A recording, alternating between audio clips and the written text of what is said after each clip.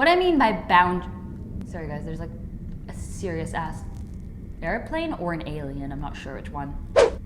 Hi guys, welcome to Olive's Branch. If you don't already know me, my name is Olivera and this is my branch of weird, random ideas and videos. And I don't know, if you have clicked onto this video, which you obviously have if you're watching this, so I don't know why I'm saying that, you must have clicked on it because A, you are currently in a long distance relationship, B, you are, what am I? B, you are planning on getting into a long distance relationship, or C, you're just curious because why not? So before anyone starts saying stuff like, have you even been in a long distance relationship? Yes, I myself was in a long distance relationship for a whole year. Otherwise, I wouldn't be making this video. So I do know what I'm talking about, okay? So don't you be leaving, any nasty ass comments. So I'm gonna start off by talking about the number one thing that is the most important thing in a long distance relationship, and you're all probably gonna be like, I can guess what it is, because it's very basic. Like, I'm not gonna come out and be like, must own an alligator. That was a stupid example. The most important thing in a long distance relationship is trust.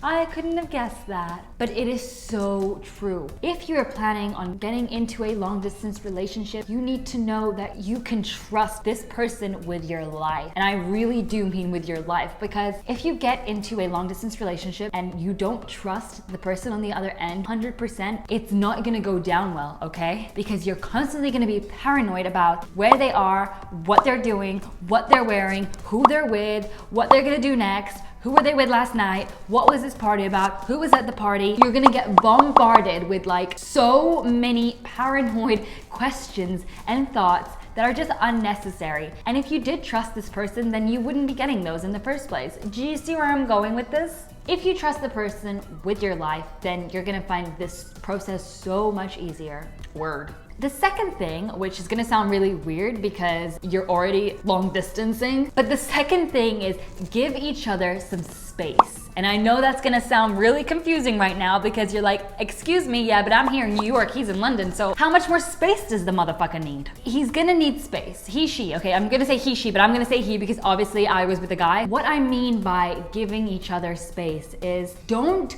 constantly message each other. Now that I look back at it, I'm like, I should have given him a little bit more space. And it wasn't because I didn't trust him. It was just because I felt like it was my duty to message him constantly to see how he's doing, if he's okay, because I felt like that's what a girlfriend's duties are. But now that I think back to it, I'm like, I should have given the damn guy some space. He must have been so bored of me. See, the thing is, all of these things that I'm saying right now, I did them wrong. My relationship still worked out, and a year after we ended up together in the same country. We were together 4.5 years, so we had a great relationship, and this long distance didn't bother us. But what I'm trying to say is that if I were to go into a long distance relationship again, which I am definitely not going to because ain't nobody got time for that, I would do things a lot differently. When I was with my ex, we used to do a thing where we would call it a morning message or a morning video. Every single morning we would send each other a video. It was like vlogging, but like to each other, so it was a bit weird, which was so much fun. I loved it. I loved waking up and having like a little video from him. It was like a 30-second to a minute video, like it wasn't like a 5-minute vlog every day. It was a way for us to connect when we weren't together. At one point, you start to feel a bit bored of it. And not bored of the relationship, just bored of the fact that you have to make a video every single day and take a picture. And sometimes you're just not quite feeling it. You're not looking your best. And I know that doesn't matter, but when you're in a long distance relationship, you still want to kind of impress them because you're not there with them. So you kind of want them to see you in a good way.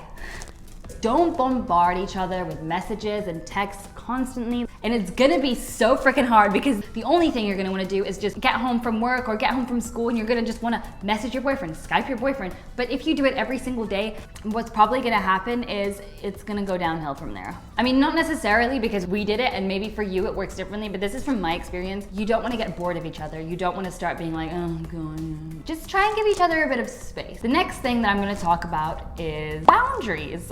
Because Because I've been through this myself, I understand that when you're on your own, especially if you've flown to like a new city, it's all exciting, you meet new people. And this is what I mean by don't bombard each other with like messages and things, because if you're out there and you're trying to enjoy a new city and you're trying to get to know new people when you're at a new job or a new school and you're just trying to have fun whilst, you know, you still love this person that you're with, but you don't want to constantly only be thinking about them, because that's going to ruin your experience of this new beautiful city or wherever you are, because the only thing that's going to be on your mind is this person, and if they're okay or if they're cheating on you, or if they're what are they doing, like are they okay, and you don't want that to happen. And if that starts happening, that's bad. I moved to New York for a whole year. That's when me and my boyfriend decided we were going to long distance. We were just going to try it out and see how it went. We did a year. We managed to get through it, but there were so many ups and downs, and I think that's so normal for any long distance relationship. But you can make it so much easier if you just ignore the things that are going to put you down. So what I mean by boundaries is you're going to meet boys and girls and people, and they're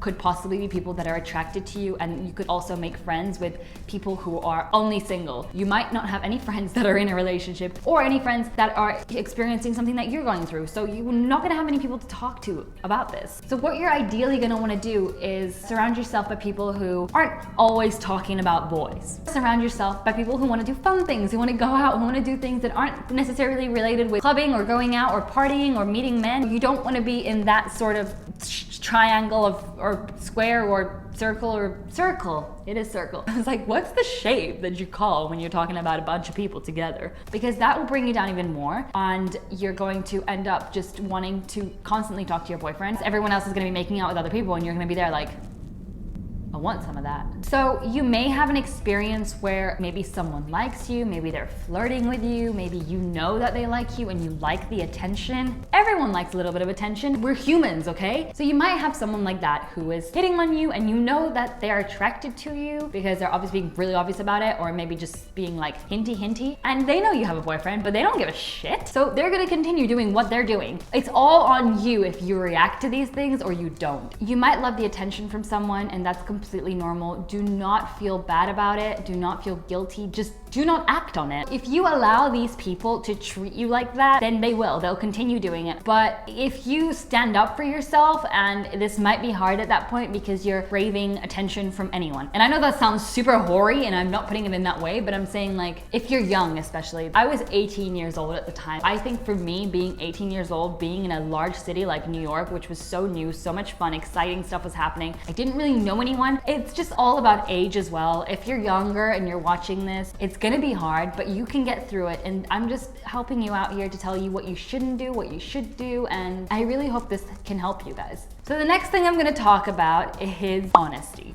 Now, honesty is massive. Without honesty, the relationships wouldn't work, or the long distance relationships will work until you get back to the country that you're gonna live in, and then there's a huge elephant in the room 24/7 because one of you's done something stupid. So I recommend being completely honest with each other the whole time during your long distance relationship. If something happens that you feel even slightly guilty about, it might not even be a big deal. But if you feel guilty about it and it's bothering you and it's eating at you, I would recommend just coming clean with it. That will 95% make you feel so much better. Now, of course, if it's something a bit more serious, this will probably hurt them a lot more. But at the end of the day, it will help both of you. You'll both get hurt, but at least the honest truth will be out. And it's so much better to tell someone if you've done something bad the minute you've done it than waiting a few months later or a year later and then telling them that you cheated on them. I've never cheated on anyone, but I've flirted and done things that aren't necessarily like cheating, but they're not acceptable, and you know, you shouldn't do them. I haven't physically like gone and like made out with someone or like cheated physically, but it's not always physical. I mean, cheating can be vocal, it could be anything. I'm just saying, be careful what you say and what you do, and you know, I'm not perfect, no one's perfect, but be honest. I think honesty is the biggest thing ever. We're all human, we all make mistakes. If you're honest about it, I think that's what's most important. Anyway, that's all I have for today. I really hope that these things kind of helped you out, or at least showed you where I'm coming from. If you were in any of these similar situations, I hope that these tips or experiences have helped you to kind of compare it to your own. I mean, I think long distance relationships are beautiful and they can work, honestly. Like if you try hard and if you trust and are honest and respect each other, then they can work like nothing else. You become connected to this person in a way that you never ever would with anyone else. And you will forever love them because you've gone through so much. Unless they like fuck you up, then probably not. But let's hope that doesn't happen to you. I really hope it doesn't.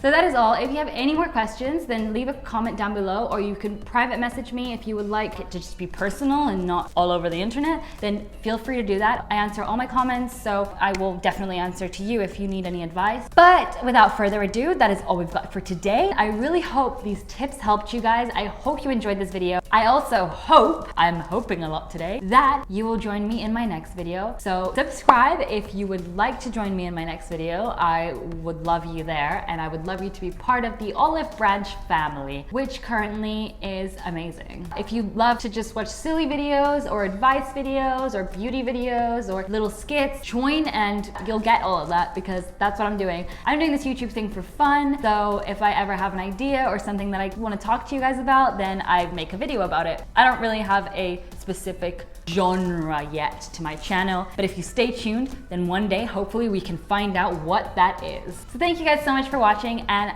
I'll see you next time. Bye! Oh my god, guys. Okay, so excited. Okay, people are looking at me weirdly. Anyway, Lily like picked me to go on stage because she asked if anyone had any new YouTube channels, and I was like, yeah.